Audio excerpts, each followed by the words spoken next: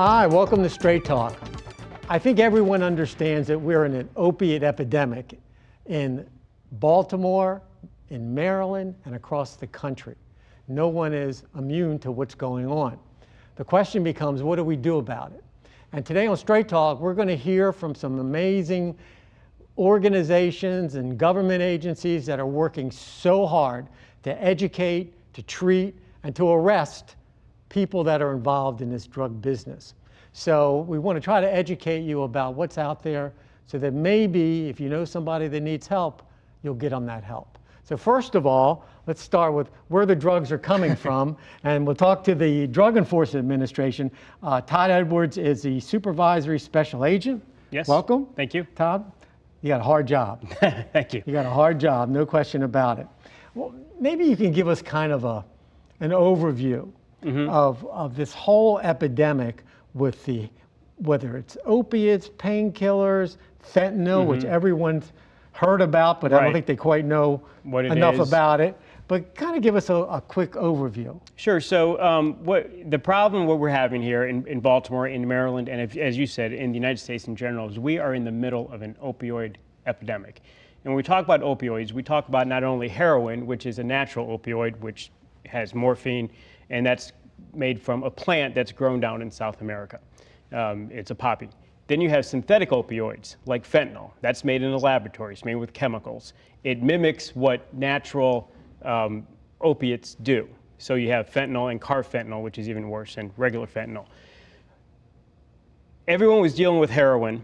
About in 2004, 2005, a chemist in Mexico started making fentanyl, and there was a bit of an outbreak. I think 2,000 people died because of it. Found the lab in Mexico, destroyed it, it went away. Then about 5-6 years ago, it started making a comeback.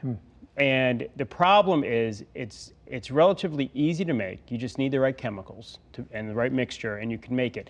It started in China, and people would start buying it on the dark web. And then you could have it shipped to your house. So people would buy it, either send money orders or send Bitcoin, and just do it on the dark web, and it could be shipped to your house. And you could get a kilogram for about $8,000. What happened then is the cartels saw this, and they saw the incredible demand for it and how much money you could make from it. Because with heroin, you need about 1/10 of a gram, which is 1 or 2 hits. They can buy on the street in Baltimore for $10. You need micrograms for fentanyl for the same effect. Like a pinhead. Like a pinhead. And a couple of those, 2 or 3 of those together, are deadly. The cartels, which are all about money, because that's all they want money, they don't care about anything else, they started getting the precursors, meaning the chemicals, from China and having them shipped to Mexico. And they started making fentanyl. And they started out just like they started back in the 80s when they were shipping cocaine up.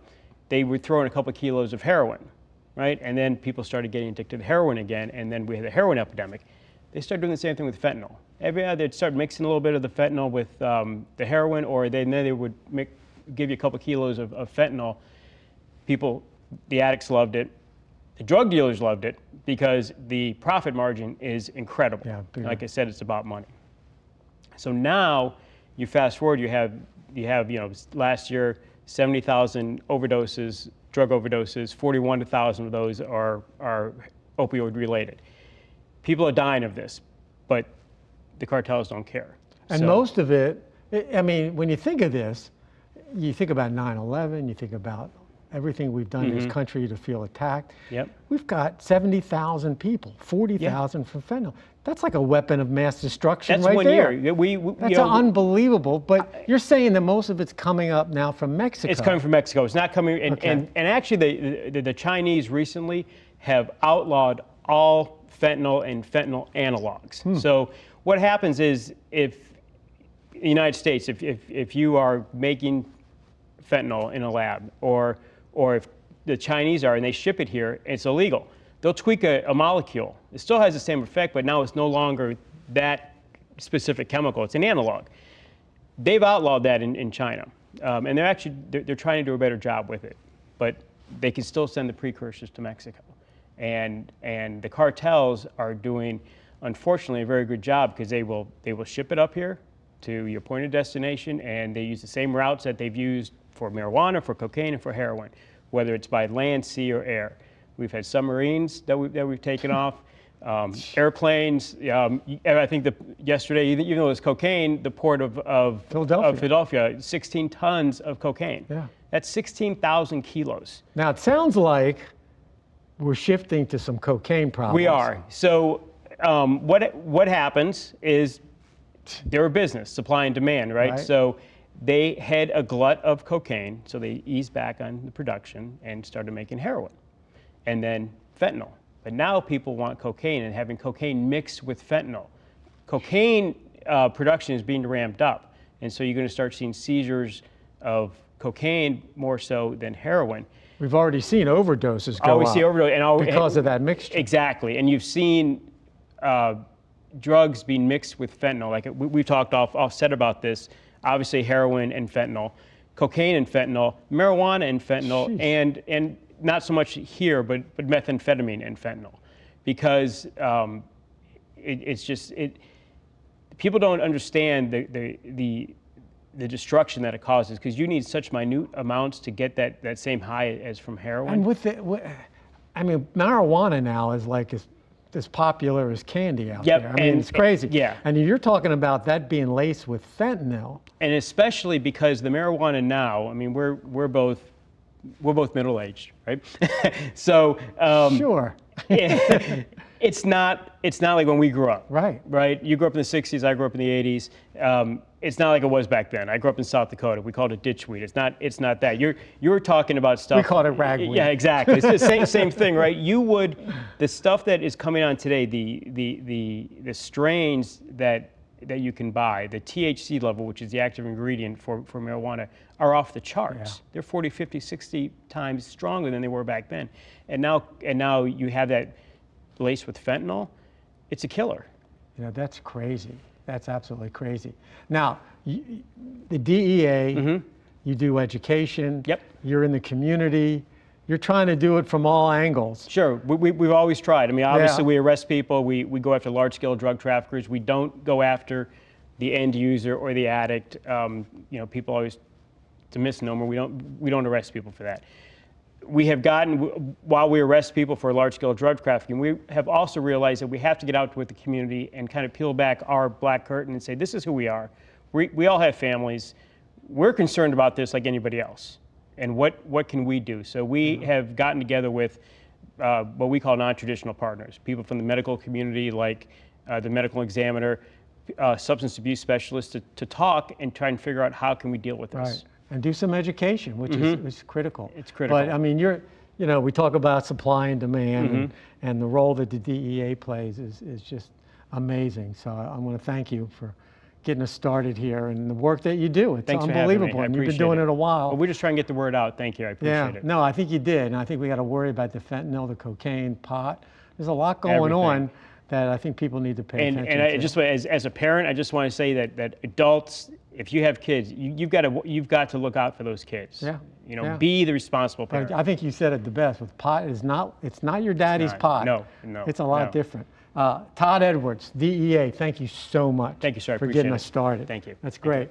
When we come back to Straight Talk, we're going to talk about the role of the physician in this opiate epidemic. So stay with us. We're coming right back to Straight Talk. Why is Connor having trouble focusing in school?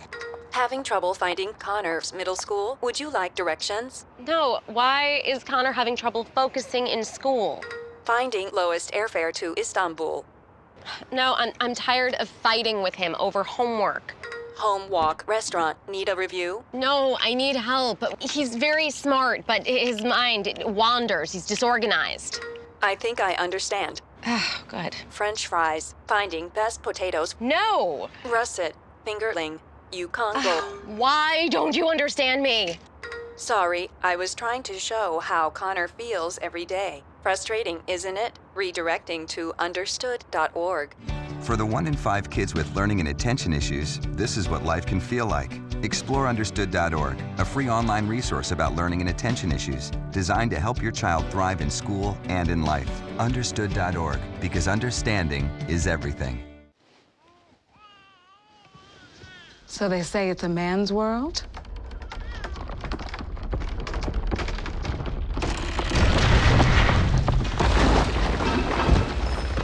see anybody's name on it. While they were out doing their thing, we slowly changed all that.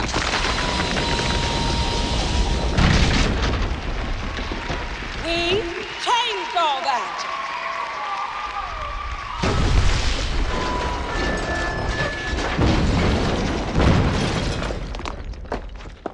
Today, women can do anything men can do.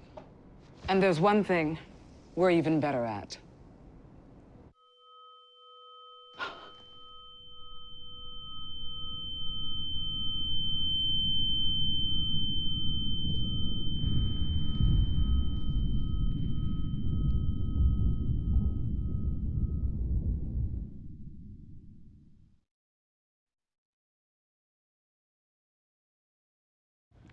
Hi, welcome back to Straight Talk. We're talking about the opiate epidemic. We're looking at the problem, we're looking at solutions. We're trying to give you as much information as we can.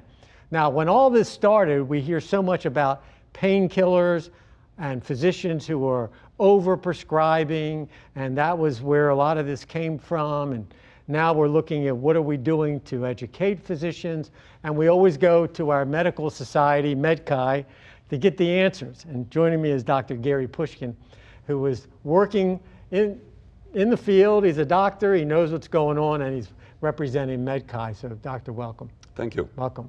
Let's talk about, the role of pain management with physicians and where we were 10 years ago, where we are now. Are we dealing with it differently?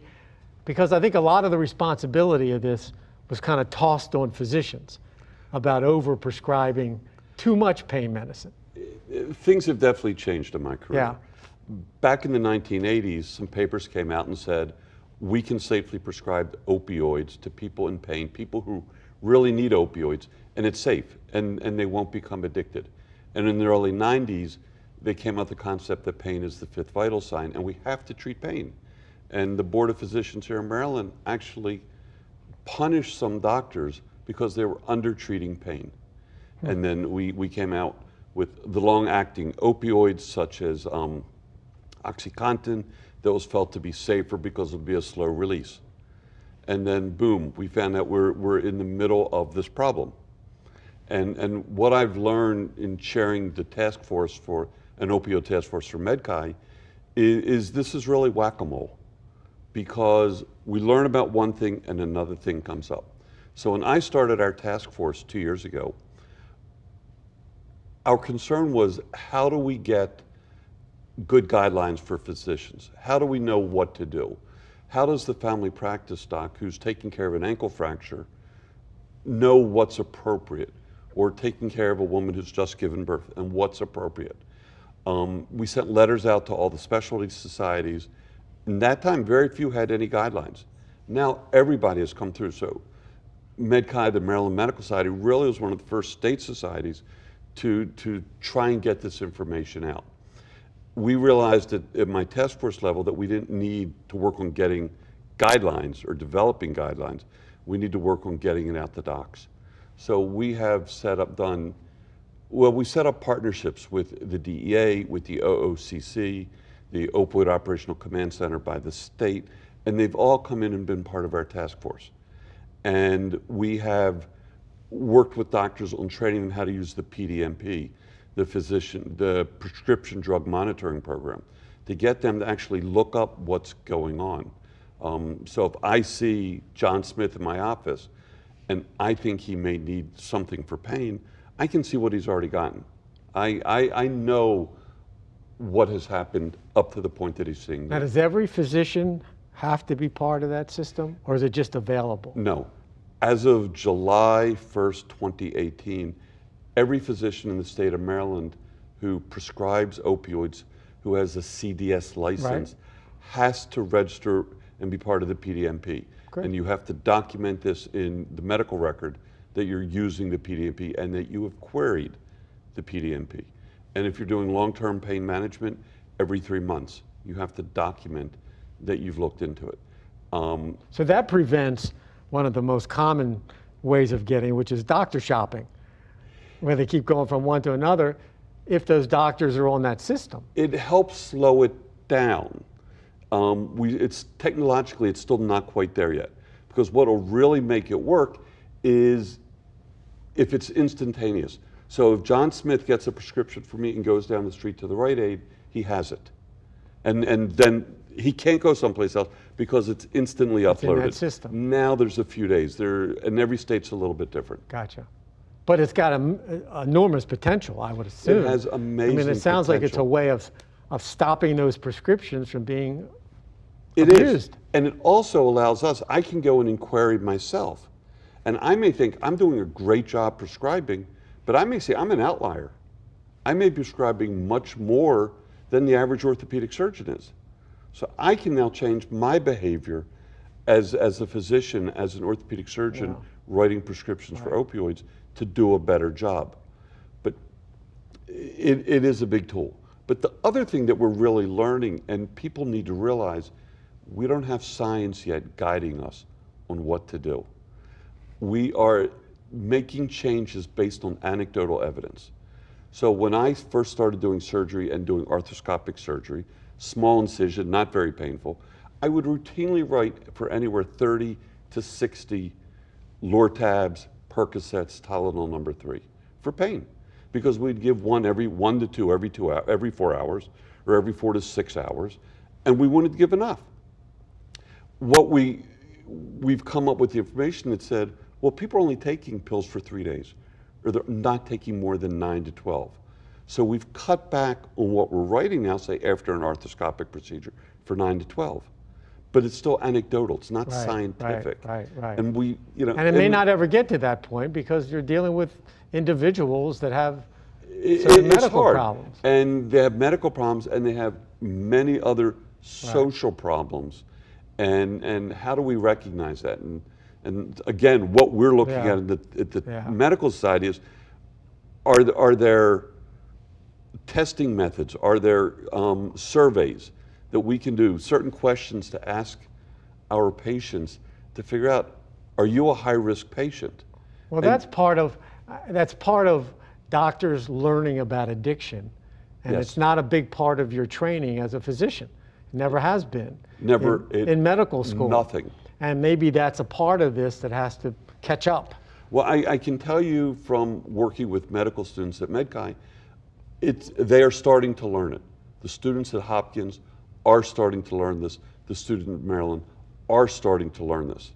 But we have a long ways to go before they really learn how to prescribe, as opposed to a medical student works with me and he prescribes 10 because that's what Dr. Pushkin does. But you said it earlier, being able to ask the right questions, especially if you have adolescents coming in, if you've got those questions about family history, those questions about alcoholism, about anything in the family, things that a physician, that's not his territory. Right. But and maybe that's where you're going with this task force. It certainly sounds like it. We are, but then I look at things from the perspective of an orthopedic surgeon.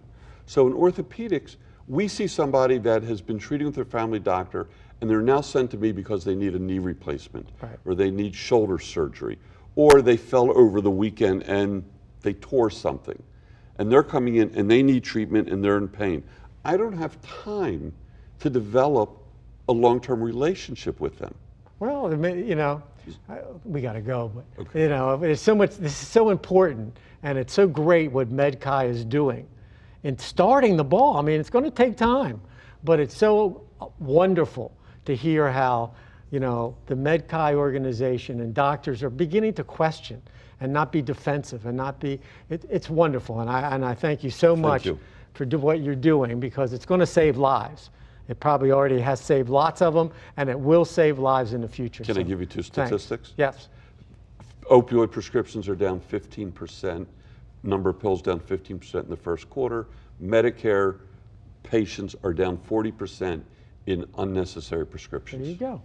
Thank you so much. You're welcome. Now, when we come back, we're going to keep talking about the opiate epidemic. We're going to talk about the medication Narcan, which brings them back when they are almost dead. So we got a lot to cover. Stay with us. We're coming right back to Straight Talk.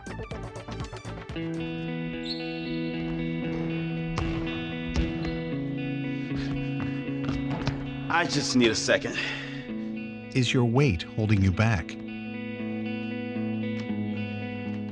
Are everyday tasks getting harder and harder to do? Did you see this? Your cousin's in the hospital from a heart attack. Really? Health risks associated with excess weight or obesity can be serious. But you can do something about it. I know you're worried. I found this. Take the Your Weight Matters Challenge. Visit yourweightmatters.org, where you'll find free resources to help you take control. You can start improving your life right away. Download the free toolkit to prepare you to speak with a healthcare provider about your weight and health. Your weight does matter. Accept the challenge and take charge today. Visit yourweightmatters.org. I had big plans. I had my career path all planned out. While I was on a combat patrol in Baqaba, Iraq, a rocket-propelled grenade took my arm off at the shoulder. When I came home, I felt alone. My family was around me, but I couldn't talk to them about what I'd seen and what I'd done. I remember just thinking, man, the way I am right now, I don't want to live. I was discharged from the Army, and I've been working with the Wounded Warrior Project since 2007. Warriors don't have to be severely wounded to be with the Wounded Warrior Project. We do have a lot of guys that have post-traumatic stress disorder. Being able to share your story, I guess it kind of helps you wrap your mind around what did happen over there. Just because you've left the military doesn't mean your life is over. Because when these guys are coming home, I'm kind of leading and training them. Instead of for combat, I'm leading and training them to heal. If I come away with anything from Wounded Warrior Project, it's them giving my life back. My name is Norby, and yes, I do suffer from post-traumatic stress disorder, but I'm okay. Hi, welcome back to Straight Talk. We're talking about the opiate epidemic. Now we want to talk a little bit about how we're dealing with that epidemic from education and treatment. And joining me is Dr. Bethany DiPaula, who is a pharmacist, is a psychiatric pharmacist? I am a psychiatric pharmacist, That's amazing. yes. That's a wonderful title. I like that. At the University of Maryland School of Pharmacy, doing some amazing work to educate pharmacists, Correct. educate the public, and to teach pharmacy students. Absolutely. Tell me a little bit about it. So we have a lot of initiatives, but one of the big initiatives we have right now is affectionately called HOPE, which stands for Harm Reduction for Opioids Through Pharmacist Engagement. It's an academic detailing program. It's kind of similar to what pharmaceutical representatives do when they go to visit the doctors. We've trained pharmacy students and pharmacists to go out to the local pharmacies and work with community pharmacists to identify barriers associated with managing patients with substance use disorders.